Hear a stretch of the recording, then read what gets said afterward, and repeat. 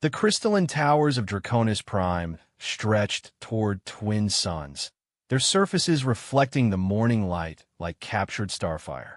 Sarah Chun pressed her face against the transport window, watching the alien cityscape grow larger as their ship descended through the atmosphere.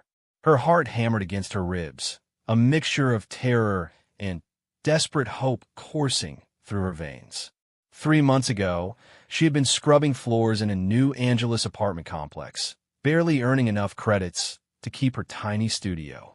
Now, she was traveling to the homeworld of the most powerful species in the known galaxy, carrying forged credentials and a fabricated identity that could see her executed if discovered. The transport shuddered as it entered the docking bay of the Dragon King's palace. Sarah gripped her single bag tighter, feeling the weight of the medical scanner hidden beneath her few belongings. Everything depended on the next few hours going perfectly. All personnel report for processing, announced the mechanical voice over the intercom. Sarah joined the line of nervous humans, each clutching their work assignments. Most were laborers, some technicians, a few cooks. She was supposedly a maid, though her real qualifications lay elsewhere entirely. The processing center buzzed with activity as Dragon officials examined documents with cold, reptilian eyes. The Draconic Empire had conquered 17 star systems in the past century, and humans were among their newest subjects.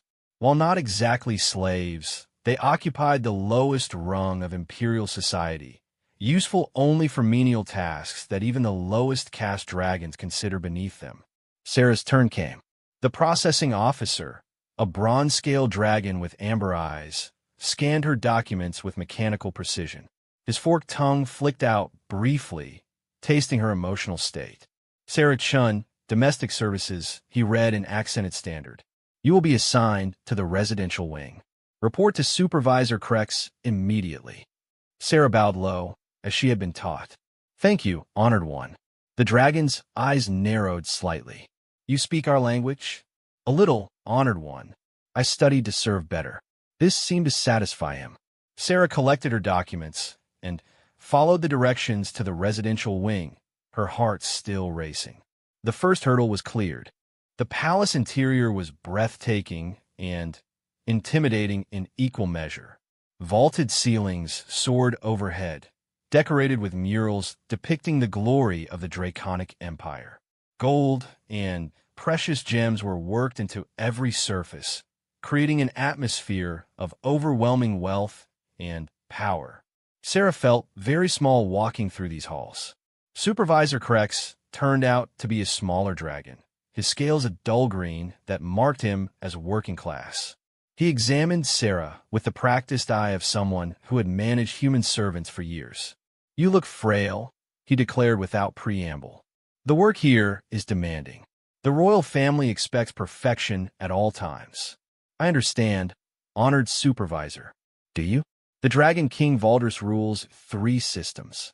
His word is law across 50 billion subjects. His palace servants must be invisible, efficient, and absolutely loyal. One mistake, one moment of inappropriate behavior, and you will be sent to the labor camps. Do you understand this? Sarah nodded, keeping her expression humble while her mind cataloged every detail of her surroundings. She had studied the palace layout for weeks, but seeing it in person was different, more complex.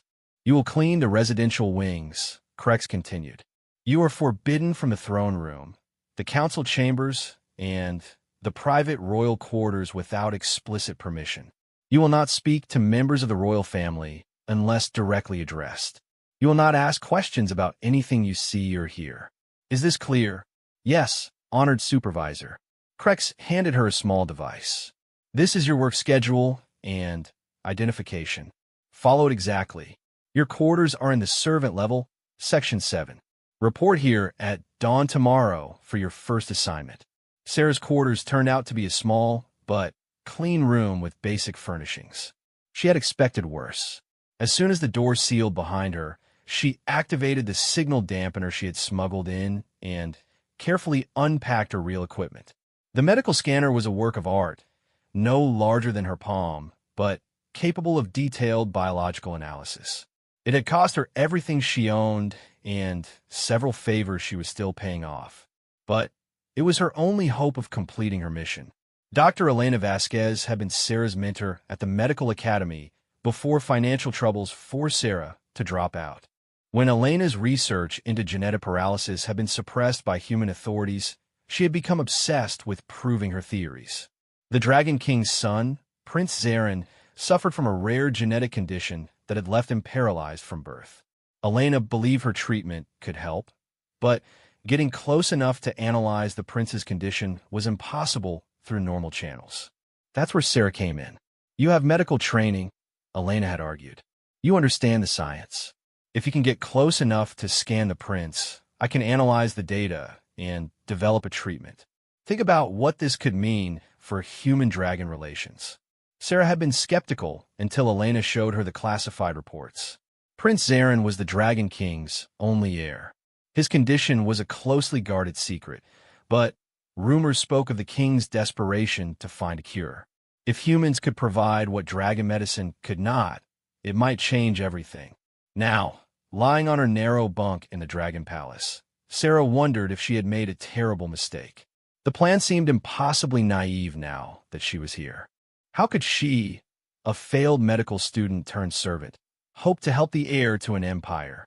Sleep came fitfully, filled with dreams of golden eyes and scales that gleamed like metal. Dawn came early on Draconis Prime.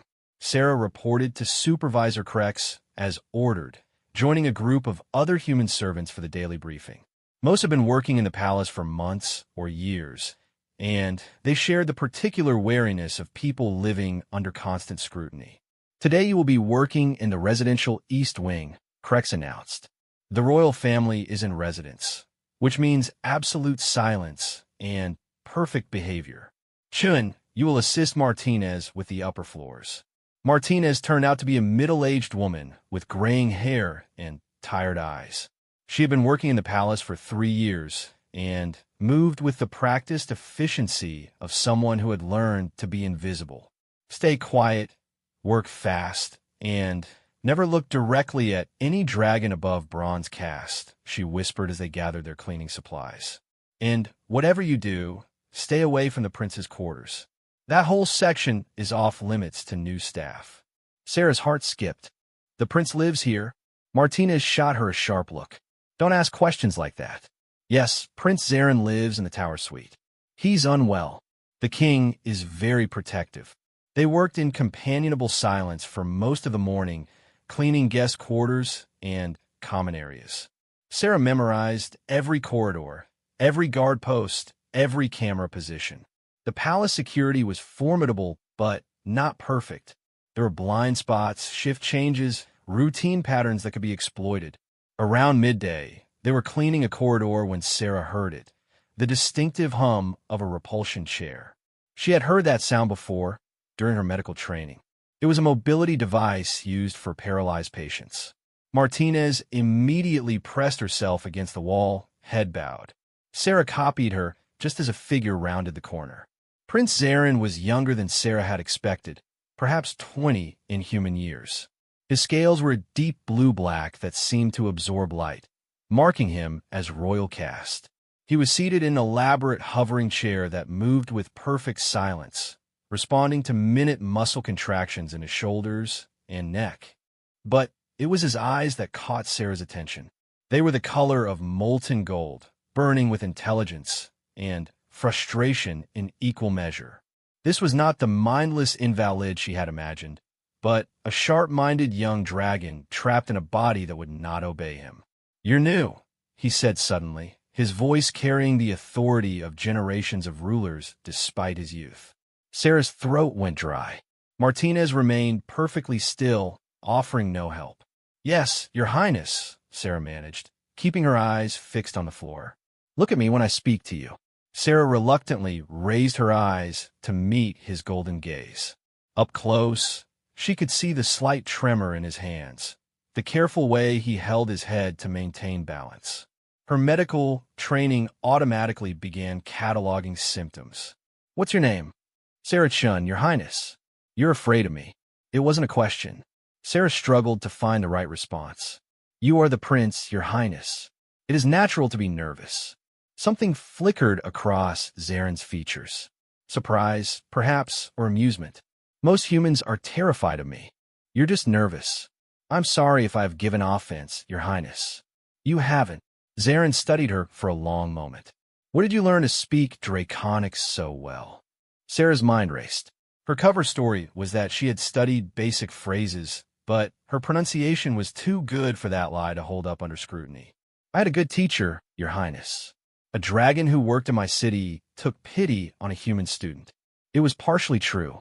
Dr. Vasquez had indeed learned Draconic from a dragon colleague, though the real story was far more complicated. Zaren's eyes narrowed slightly, and Sarah felt her heart stop. Dragons were famous for their ability to detect lies through pheromone analysis. Had she given herself away already? Interesting, Zaren said finally. Perhaps we will speak again. He moved past them down the corridor, his chair making no sound on the polished floors. Sarah remained frozen until Martinez pulled her into an alcove. Are you insane? Martinez hissed. You don't hold conversations with royalty. You answer questions briefly and politely, nothing more. I'm sorry, the prince is dangerous, Chun. Not because he's cruel, but because he's intelligent and bored. He takes interest in things that catch his attention, and that attention can be fatal for servants. Stay away from him. Sarah nodded, but her mind was already spinning. The brief encounter had confirmed several things. Prince Zaren's paralysis was indeed extensive, affecting his entire body below the neck. But his cognitive functions were clearly intact, and he seemed starved for genuine interaction. Most importantly, she had seen no obvious signs of the degenerative brain damage that dragon physicians claimed accompanied his condition. Elena had been right. The dragon medical establishment was missing something crucial. That evening, Sarah carefully analyzed everything she had observed, encrypting her notes with codes Elena had taught her. Tomorrow, she would try to get closer, perhaps find a way to use her medical scanner. It was risky, but the potential reward was enormous. She was just sealing her equipment when a soft chime indicated someone was at her door. Sarah's blood turned to ice. Servants were not normally visited after hours, and surprise inspections were a common way to catch contraband. She quickly activated her signal dampener and sealed her equipment in the hidden compartment she had constructed. Then, taking a deep breath, she opened the door. A dragon guard stood in the corridor, his bronze scales gleaming under the corridor lights. Sarah recognized him as one of the palace security officers. Sarah Chun. Yes, honor guard. You will come with me. Sarah's legs nearly buckled. This was it. They had discovered her deception, and she would be lucky to live long enough to reach the labor camps.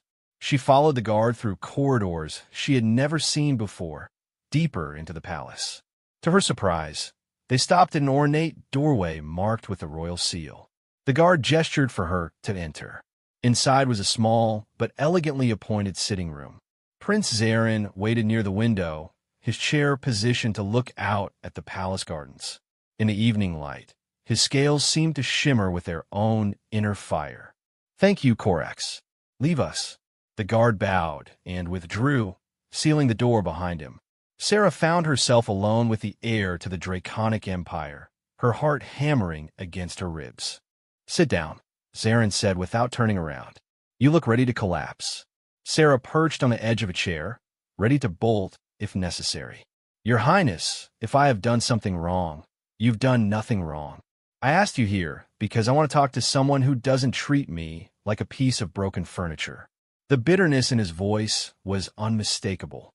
Sarah found herself studying his profile, noting the tension in his jaw, the careful way he had to support his head. I don't understand, Your Highness. Zaren finally turned to face her, his golden eyes reflecting a pain that had nothing to do with physical suffering.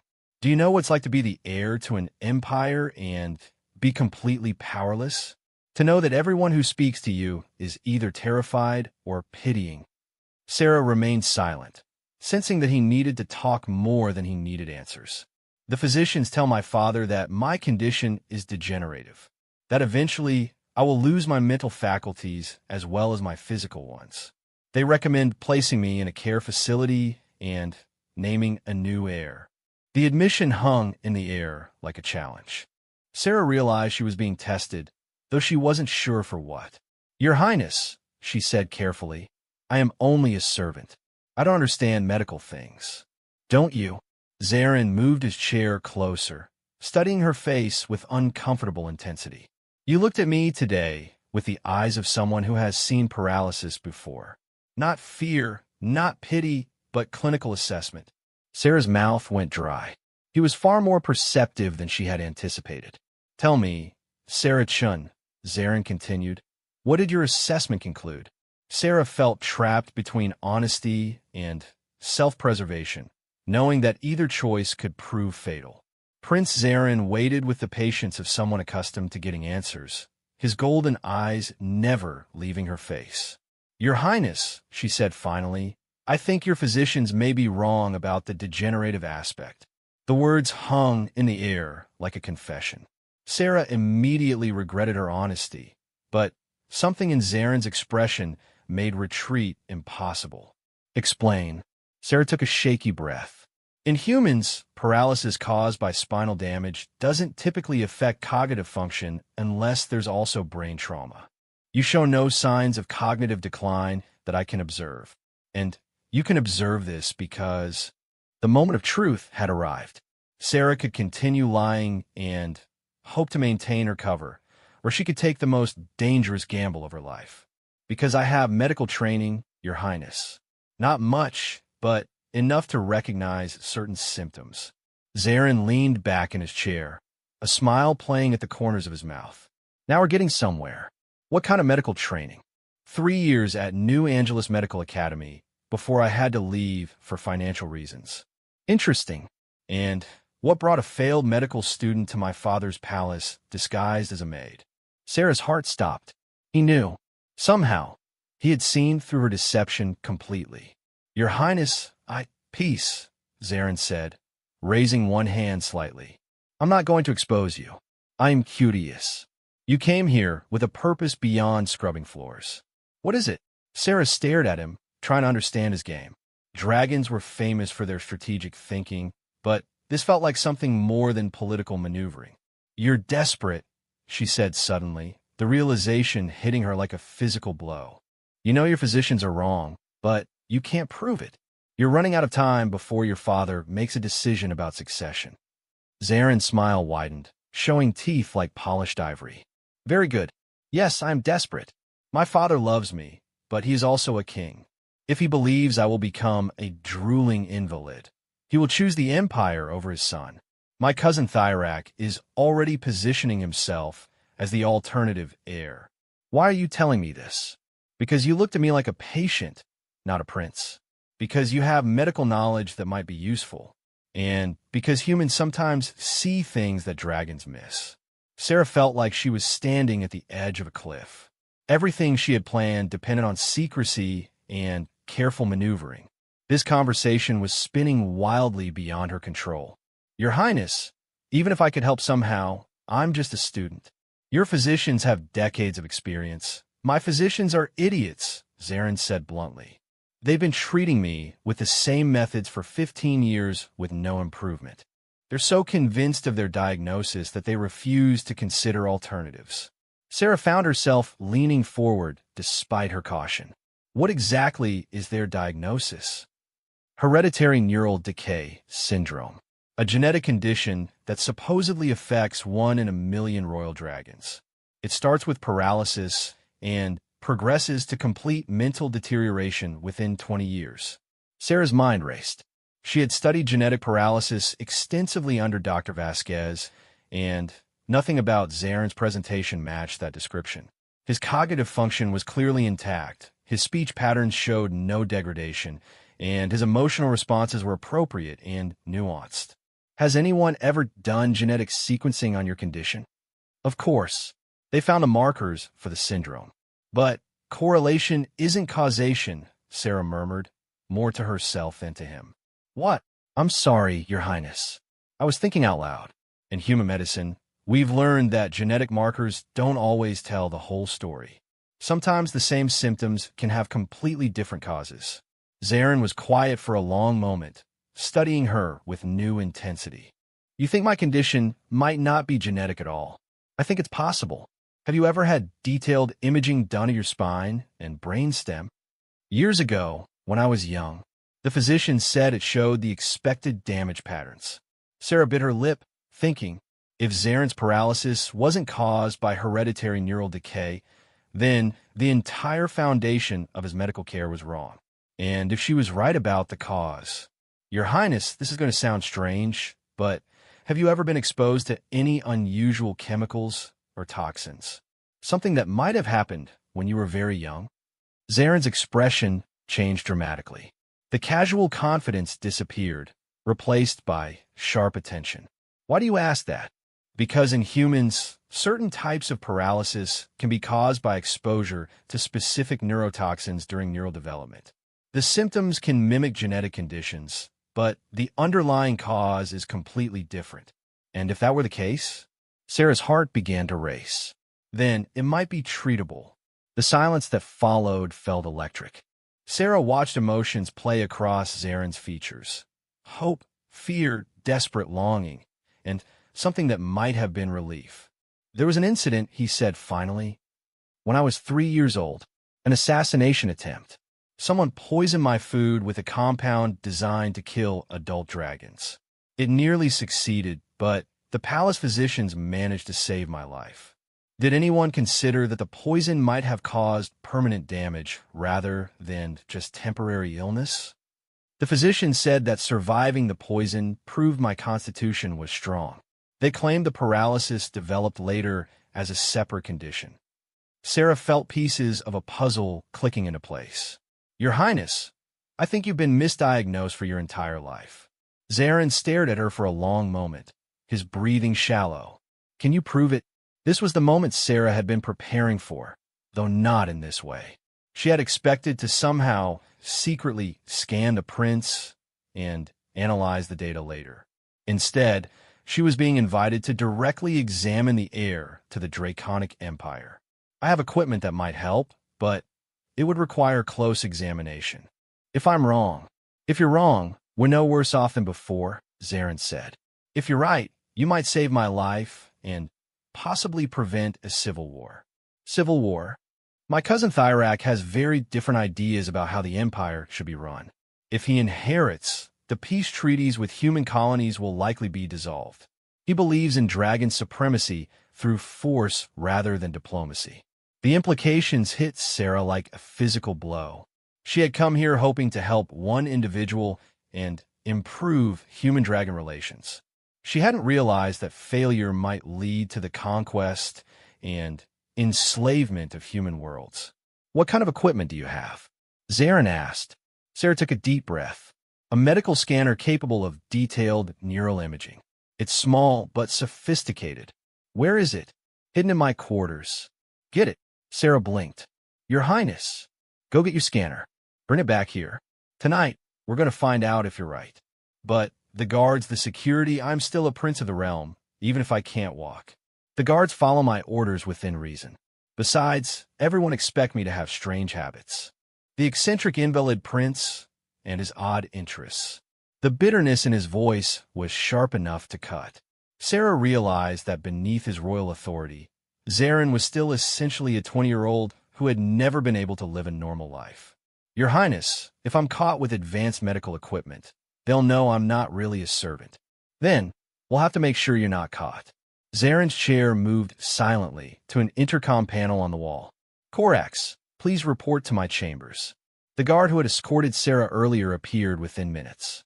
Yes, Your Highness? I need you to escort Shun to retrieve something from her quarters. Discreetly. What kind of something, Your Highness? Zarin smiled slightly. A book. I've asked her to bring me a human text on their history. I find their perspectives educational. Sarah marveled at how easily the lie came to him. Korax looked mildly surprised, but not suspicious. Of course, Your Highness. Miss Chun, the trip to Sarah's quarters felt surreal.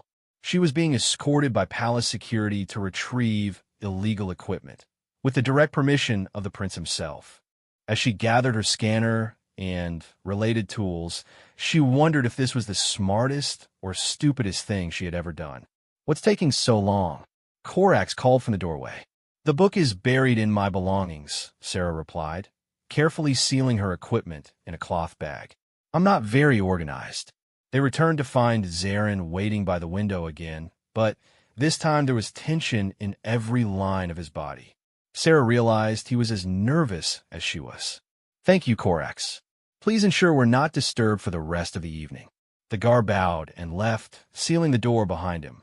Sarah found herself alone with the prince again, this time carrying equipment that could either vindicate her theories or condemn them both. "Show me," Zarin said simply. Sarah unpacked her scanner with trembling hands. It was a beautiful piece of technology, no larger than a tablet, but capable of resolution that would have been impossible just a few years earlier. "This will need to be placed against your neck and spine," she explained. "It's completely painless, but it will take about 10 minutes for a complete scan. And then I'll know whether your neural pathways are damaged by genetics or by toxin exposure. The patterns are different." Zarin maneuvered his chair to give her access to his neck. Up close, Sarah could see the fine scales that covered his skin, each one perfect and symmetrical. Dragons were beautiful creatures, even in vulnerability. "Are you nervous?" he asked as she positioned the scanner. "Terrified," Sarah admitted. "If I'm wrong, I've just ruined both our lives for nothing. And if you're right?" "If I'm right, then your physicians have been treating the wrong condition for 15 years. The scanner hummed softly as it began its work. Sarah watched readouts stream across the small display, her heart racing as familiar patterns began to emerge. She had seen similar scans dozens of times during her training, but never with stakes this high. "What are you seeing?" Zarin asked. "Neural pathways," Sarah murmured, absorbed in the data. "Synaptic responses, cellular integrity, chemical balance." 5 minutes passed. Then 8. Finally, the scanner chimed softly to indicate completion. Sarah stared at the results, her hands shaking as the implications became clear. "Well," Zarin's voice was carefully controlled, but Sarah could hear the underlying tension. "You're not degenerating," she said, her voice barely above a whisper. "Your cognitive functions are completely normal. Better than normal, actually. And the paralysis?" Sarah scrolled through the detailed readouts, comparing them to patterns she had memorized during her studies. "Your neural pathways showed damage consistent with toxin exposure during development. The poison you were given as a child didn't just nearly kill you. It caused permanent damage to the nerve bundles that control voluntary muscle movement. But it means your physicians have been wrong about everything. You don't have hereditary neural decay syndrome. You have chemically induced paralysis, which is a completely different condition." Zarin was quiet for so long that Sarah began to worry. She looked up to find him staring out the window, his golden eyes reflecting the palace lights. "Can it be treated?" he asked finally. Sarah's heart sank.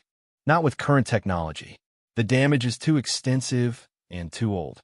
"But," she paused, checking the readings again. "But what?" "Your neural pathways aren't dead. They're damaged, but the underlying structures are intact. In theory, with the right treatment, some function might be restored." "What kind of treatment?" Sarah took a deep breath. "My mentor has been researching neural regeneration therapy. It's experimental, and it's never been tried on dragons, but it's a possibility, a very distant possibility. The treatment would need to be completely redesigned for dragon physiology, and there would be enormous risks." Zarin turned his chair to face her, his expression intense. "What do you need?" "I need to send this data to my mentor. She'll need time to analyze it and develop a potential treatment protocol." "How long?" "Months, maybe years. And there's no guarantee it would work." Zarin nodded slowly. "But it's hope." "Yes, it's hope." They sat in silence for several minutes, both absorbed in the implications of what they had discovered. Sarah was the first to speak. "Your Highness, what happens now? If word of this gets out before we're ready?" "No one else knows about this conversation. As far as the palace is concerned, I requested a human servant for an evening of cultural exchange. Nothing more. And the scanner readings? Can you transmit them secretly? Sarah nodded. I have encrypted communication protocols, but receiving a response will be more difficult. Leave that to me. I have resources my physicians don't know about. Sarah carefully packed her equipment, her mind already racing ahead to the challenges that lay ahead. Getting the data to Dr. Vasquez would be the easy part. Developing a working treatment would be infinitely more complex. Your Highness, she said as she prepared to leave.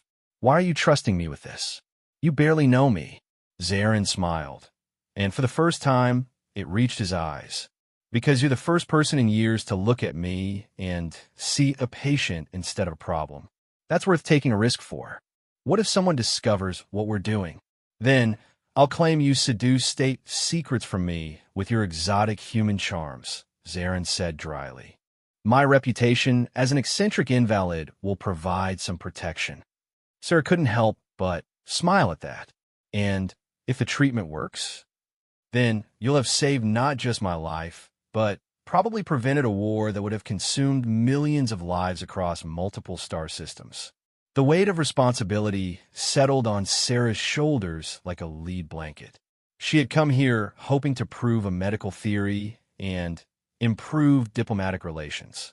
Instead, she had discovered that the fate of human colonies might depend on successfully treating a condition that had never been cured. I should return to my quarters, she said. Yes. And Sarah, Your Highness, tomorrow you'll resume your duties as a maid. We cannot meet like this again until we know more. It's too dangerous. I understand. But I want you to know that whatever happens, you've already given me something I thought I'd lost forever. What's that? Hope. 3 weeks passed before Sarah received any word from Dr. Vasquez. The encrypted message arrived through channels so complex that even she wasn't certain how it had reached her personal communicator. The contents made her hands shake as she read them in the privacy of her quarters. Data confirms your analysis. Neural damage pattern consistent with Cavarian neurotoxin exposure. Developing treatment protocol, but need live tissue samples for compatibility testing. Dragon physiology radically different from human baseline. Estimated development time, 6 months minimum. Exercise extreme caution. Elena. Sarah stared at the message until it automatically deleted itself after 60 seconds. Live tissue samples. That meant convincing Prince Zarin to allow her to extract samples from his nervous system. A procedure that would be both dangerous and nearly impossible to hide from palace physicians.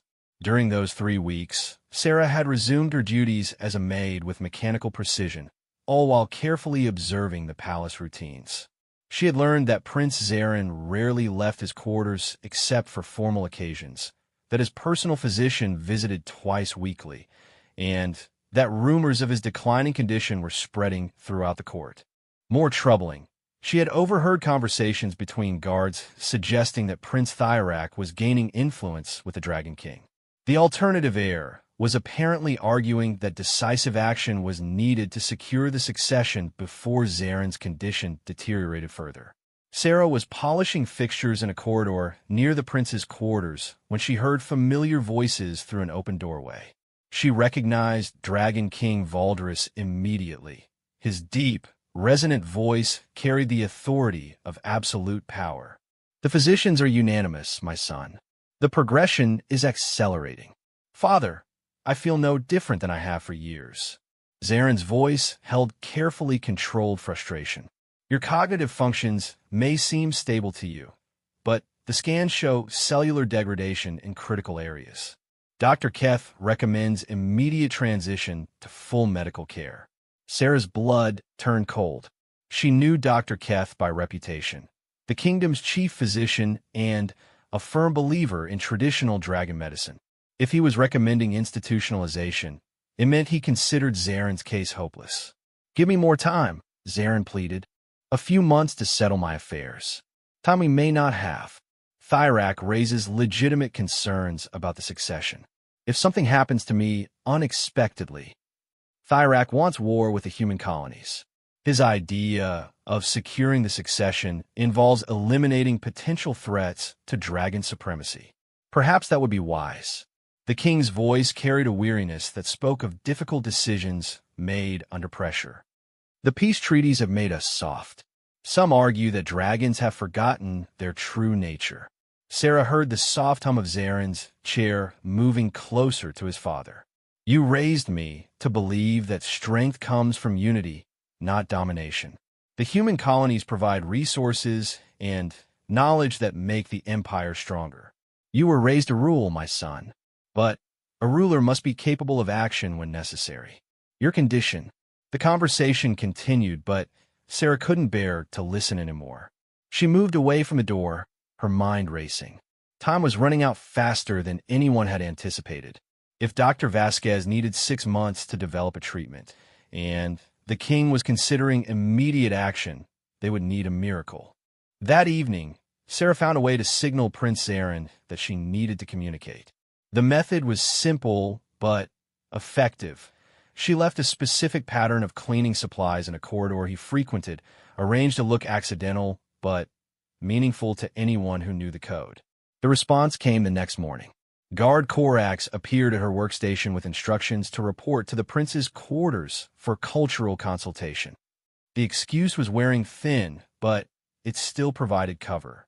Sarah found Zaren waiting in his study, surrounded by holographic displays showing complex political charts and trade analyses.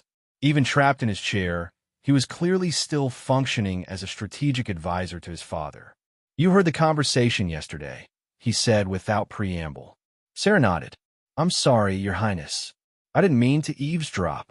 Don't apologize for information gathering. It's a useful skill. What did you think of what you heard? I think we're out of time. Zaren's expression grew grim. Dr. Keth has convinced my father that I'm experiencing rapid cognitive decline. He's presented fabricated test results showing deterioration that doesn't exist. Fabricated? Why would he do that? Because admitting that his diagnosis has been wrong for 15 years would destroy his reputation. It's easier to claim accelerated progression than to acknowledge fundamental error. Sarah felt a chill of recognition. She had seen similar situations in human medicine, where professional pride overrode patient care. Have you heard from your mentor? Yes. She's making progress, but she needs tissue samples to develop a treatment compatible with dragon physiology. Zaren was quiet for a moment, considering the implications. What kind of samples? Neural tissue.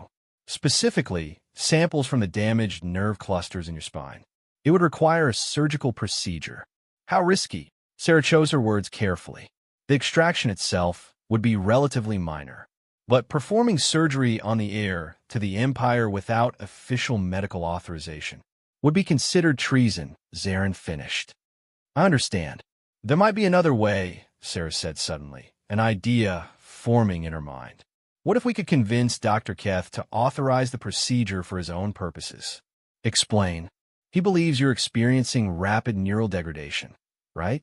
What if we convinced him that a tissue biopsy was necessary to confirm his diagnosis and plan your institutional care? Zaren's eyes brightened with understanding. He would want definitive proof before making his final recommendations to the king. Exactly. And once we have the samples, my mentor can use them to develop the actual treatment. It's risky. If Keth analyzes the tissue himself, he'll discover that his diagnosis is wrong. Not if we provide him with samples from the damaged areas only. The toxin damage would look like genetic degradation to someone expecting to find that condition. Zaren leaned back in his chair, thinking. It could work, but the timing would have to be perfect. Once Keth has the samples, how long before your mentor can develop a working treatment? 6 months, maybe longer. And that's assuming everything goes perfectly. Too long.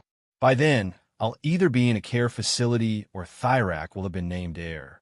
Sarah's heart sank. They were so close to a breakthrough, but political reality was moving too fast.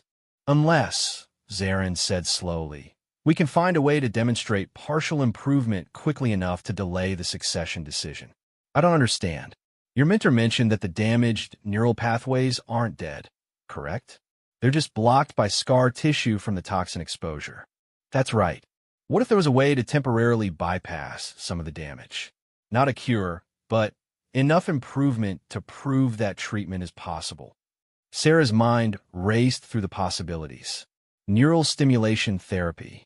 It's been used in humans to restore limited function in paralyzed patients. But it's temporary, and the effects fade without constant treatment. How temporary? Hours to days, depending on the severity of the damage and the individual's response. Zarin smiled, and Sarah realized he was thinking several moves ahead like the strategic mind he was. Here's what we're going to do, he said. We convince Keth to authorize the tissue biopsy. While he's analyzing the samples, we use your knowledge to attempt neural stimulation therapy.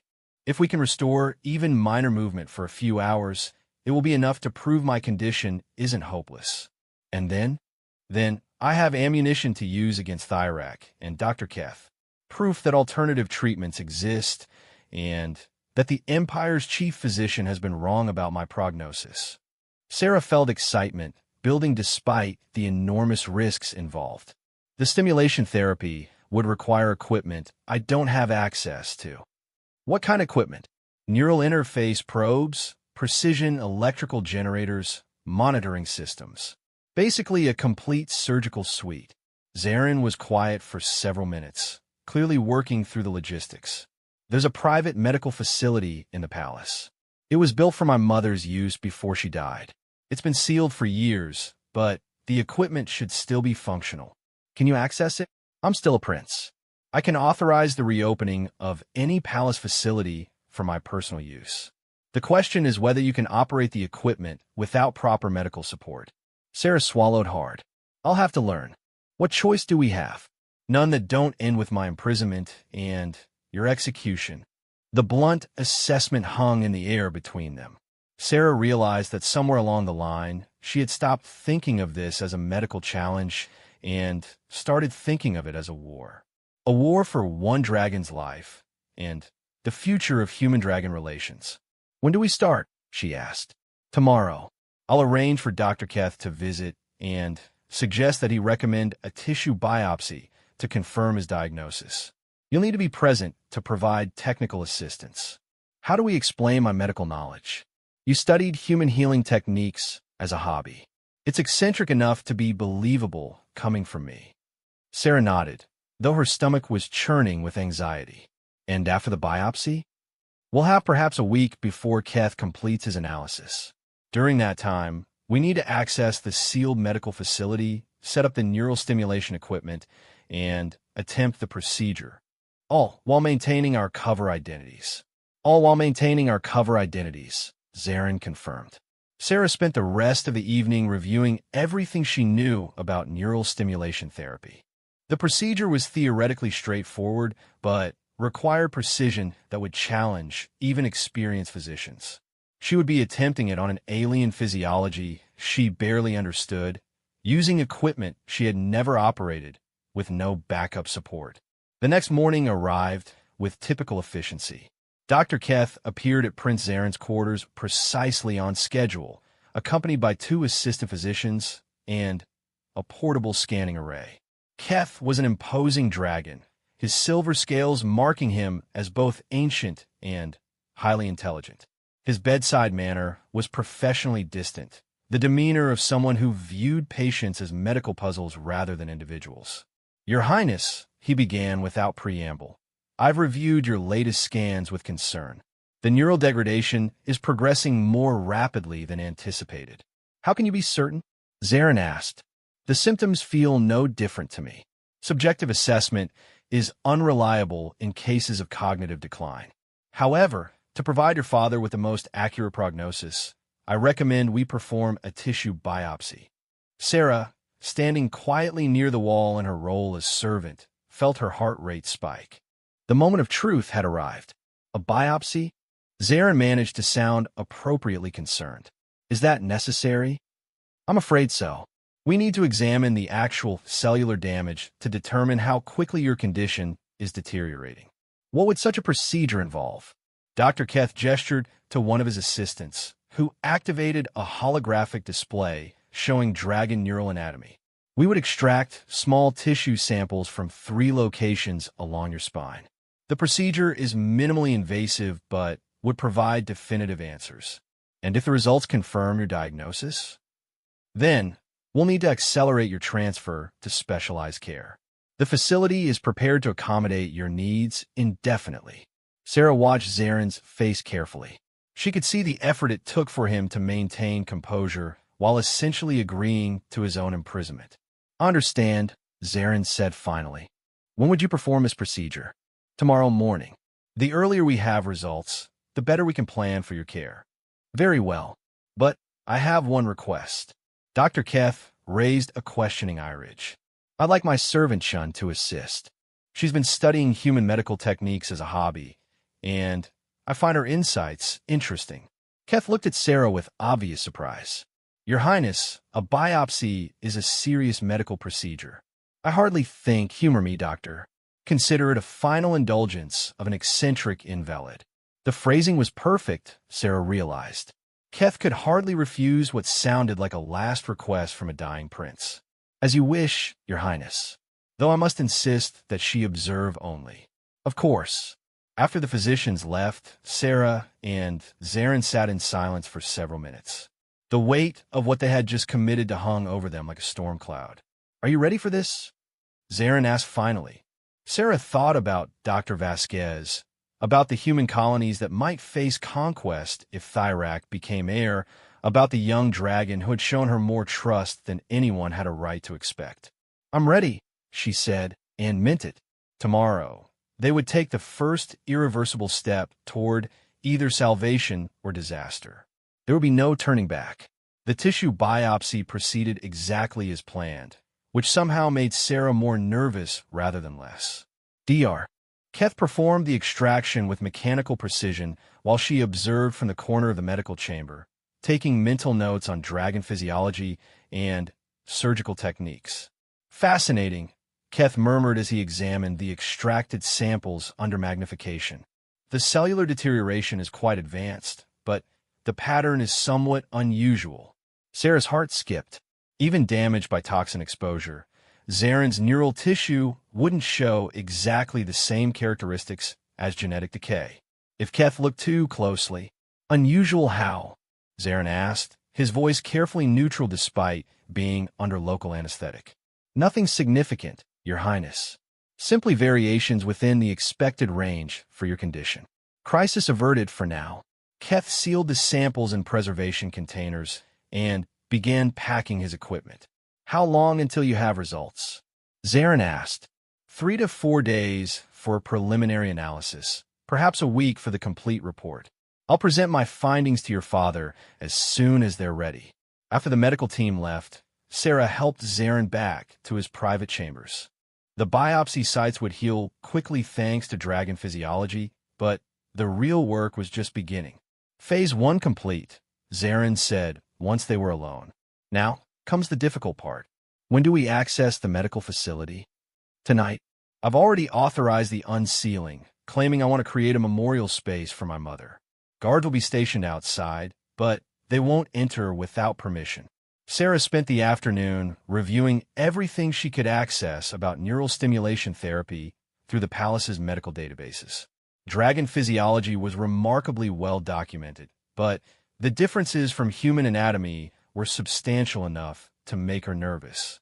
"The neural pathways are similar, but not identical," she explained to Zaren as they reviewed the data together. "Humans have redundant connections that dragons lack, but dragons have more efficient primary channels, which means the stimulation therapy might be more effective on you than it would be on a human patient. But it also means the risks are higher if something goes wrong." That evening, they made their way to the sealed medical facility through maintenance corridors that Zaren knew from his childhood. His repulsion chair moved silently through passages designed for service access, avoiding the main thoroughfares where guards might question their movements. The medical facility was larger than Sarah had expected, clearly designed to accommodate the most advanced treatments available.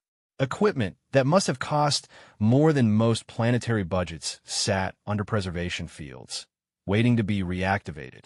Your mother was often ill? Sarah asked as she examined the sophisticated neural imaging systems. The physicians never determined the exact cause. She suffered from episodes where her nervous system would essentially shut down for hours or days at a time.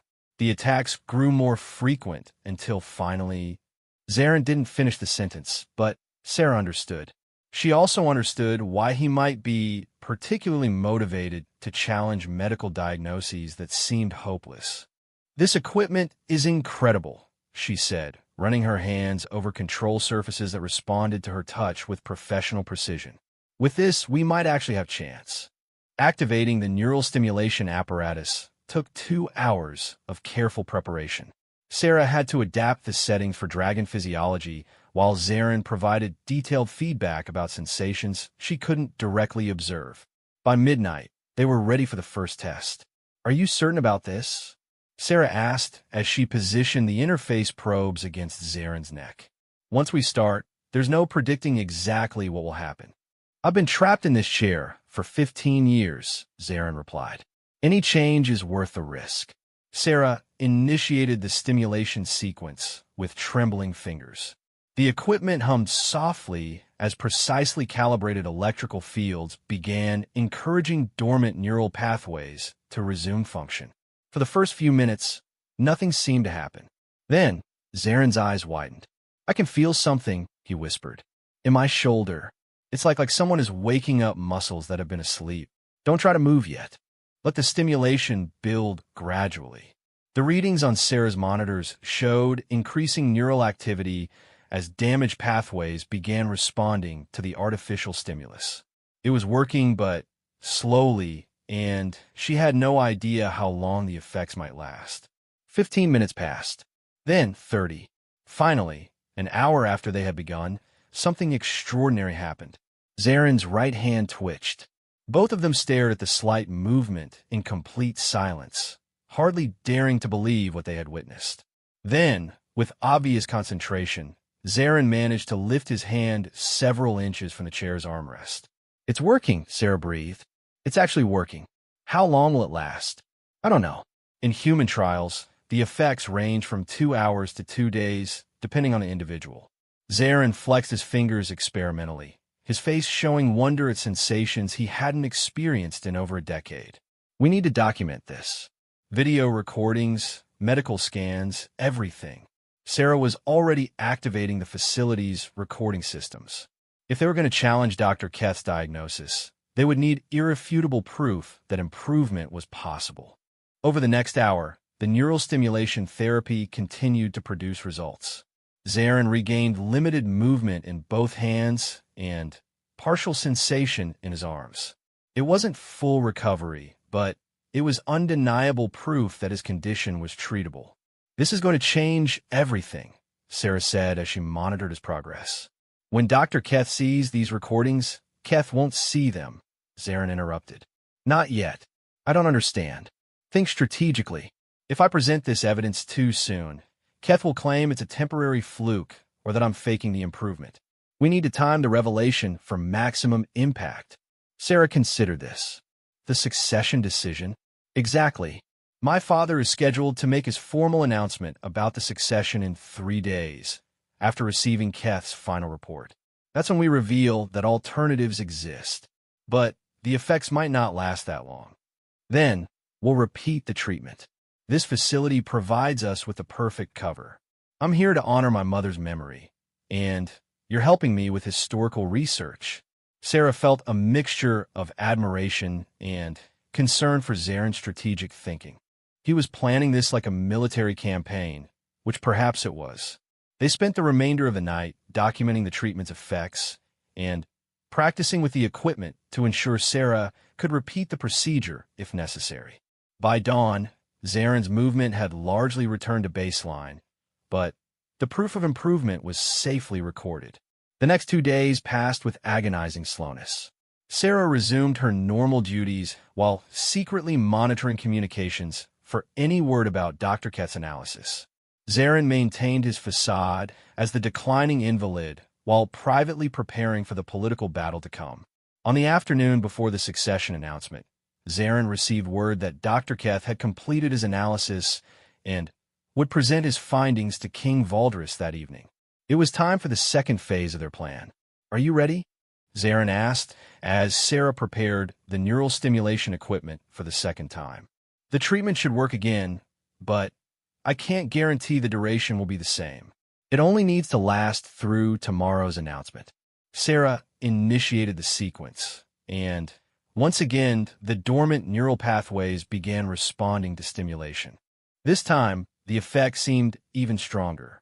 Within 40 minutes, Zarin had regained significant movement in his upper body. "Perfect," he said, flexing fingers that moved with increasing coordination. "Now we wait for the right moment." That moment came the following morning. Sarah was cleaning corridors near the throne room when she heard the familiar voices of the royal family gathering for the formal announcement. Through her communication earpiece, Zarin whispered instructions. "Wait until Keth finishes his presentation. Then, activate the recording you made and transmit it to the throne room's display system. I've already programmed the access codes." Sarah's hands shook as she prepared the data transmission. Everything depended on the next few minutes. Inside the throne room, she could hear Dr. Keth's voice droning through his prepared presentation. "Cellular analysis confirms advanced neural degradation consistent with hereditary neural decay syndrome. The prince's condition is terminal and will only worsen with time. I recommend immediate transition to institutional care and formal naming of an alternative heir." "Thank you, Dr. Keth," came King Valdris's heavy voice. "Thyrak, step forward. As my nephew and next in the line of succession, you will wait."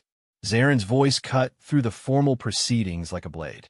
Sarah heard the soft hum of his repulsion chair moving across the throne room floor. "Father, before you make this decision, there's something you need to see." "My son, this is difficult enough without please. Just watch." Sarah activated the transmission. The throne room's main display screen lit up with yesterday's recording of Zarin moving his hands and arms with clear voluntary control. The assembled court watched in stunned silence as the supposedly paralyzed prince demonstrated movements that should have been impossible.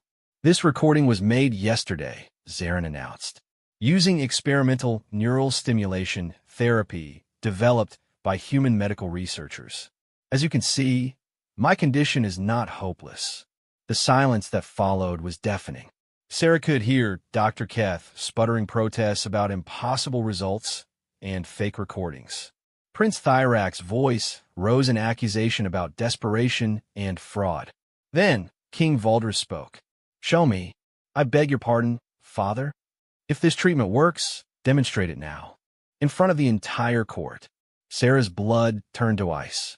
The second treatment was already fading, and she had no way to repeat it in the throne room without revealing her true identity and the secret medical facility. But Zarin was ready for this challenge too. "Of course, father. But first, I want to introduce the person who made this breakthrough possible." Sarah heard footsteps approaching her hiding place in the corridor. Guards appeared, gently but firmly escorting her into the throne room. She found herself standing before the assembled might of the Draconic Empire, her humble servants' clothing completely inadequate for the moment. "This is Sarah Chun," Zarin announced. "Not just a maid, but a trained human medical researcher who saw what our physicians missed." Dr. Keth stepped forward angrily. "Your Highness, this human cannot possibly, can't she?" Zarin raised his right hand, fingers moving with obvious voluntary control. "She's already proven you wrong, doctor." The court erupted in whispers and exclamations. Sarah watched various nobles trying to process what they were witnessing. "Explain yourself," King Valdris commanded, addressing Sarah directly. Sarah took a deep breath, knowing that her next words would determine not just her own fate, but the future of human-dragon relations. "Your Majesty," she began, her voice steadier than she felt, "Prince Zarin doesn't have hereditary neural decay syndrome. He has chemically induced paralysis caused by the neurotoxin exposure he suffered as a child. The conditions are similar but not identical, and they require completely different treatments. That's impossible, Dr. Keth protested. The genetic markers are correlation, not causation, Sarah interrupted, finding strength in her scientific training. The real damage is in the neural pathways, which can be temporarily restored through targeted electrical stimulation. King Valdris studied his son's moving hand with intense focus, and this treatment can permanently restore function. Not yet, Your Majesty. What you're seeing is temporary improvement, but it proves that permanent treatment is possible with further research. How much further research? Sarah glanced at Zarin, who nodded encouragingly. My mentor believes she can develop a permanent treatment within 6 months, given proper resources and cooperation. And in the meantime, Prince Thyrak interjected loudly, we're supposed to base succession decisions on the promises of a human servant with delusions of medical expertise. Several court nobles voiced agreement with Thyrak's assessment. Sarah realized that even demonstrating improvement wasn't enough to overcome entrenched prejudice and political ambition. But Zarin had one more move to play. Cousin, he said, his voice carrying the authority of a born ruler despite his physical limitations. You speak of the Empire's strength through dragon supremacy. But look around you. Zarin gestured to the assembled court with his functioning hand. Our technology, our medicine, our understanding of the universe, all enhanced by cooperation with other species. The human colonies provide resources, knowledge, and perspectives that make us stronger, not weaker. Pretty word from someone who can't even stand up, Thyrak sneered. Can't I? Sarah watched in amazement as Zarin began pushing himself up from his chair. The neural stimulation was still providing enough function for him to support his own weight, if only briefly. He stood before the court for perhaps 30 seconds, wavering but upright, before carefully settling back into his chair. The throne room fell completely silent. I may not be whole, Zarin said into the stillness, but I am far from helpless. And, with the help of human medical knowledge, I may yet be both. The question is whether this empire will embrace cooperation or cling to prejudice.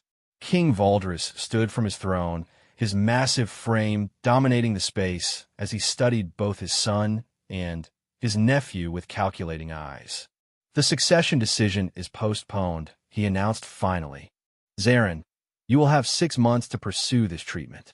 If it succeeds, the throne remains yours. If it fails, I understand, Father. And you, the king turned to Sarah, will be given whatever resources you need to pursue this research. But know that if this proves to be deception or false hope, your life is forfeit. Sarah bowed deeply. I understand, Your Majesty. As the court began to disperse, Sarah caught glimpses of various expressions. Some nobles looked hopeful, others skeptical, and a few appeared openly hostile. Prince Thyrak's face was a mask of barely controlled rage.